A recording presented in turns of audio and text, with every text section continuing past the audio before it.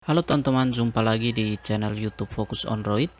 Jadi pada video kali ini saya akan membahas cara untuk kita melihat daftar lagu-lagu yang pernah kita sukai di aplikasi Spotify.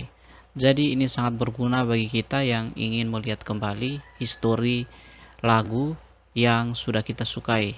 Oke, jadi di sini kita buka aplikasi Spotify. Kemudian kita bisa tekan pada bagian koleksi di bagian tengah bawah.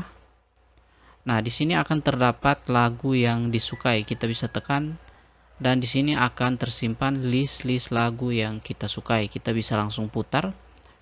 Nah, di sini teman-teman juga dapat sematkan playlist ini. Teman-teman bisa tekan sematkan di bagian bawah sehingga ini berada paling atas. Jadi ketika kita ingin mengaksesnya akan lebih mudah nantinya. Nah, jadi kira-kira seperti itu teman-teman. Semoga bermanfaat dan kita jumpa lagi di video saya yang berikutnya.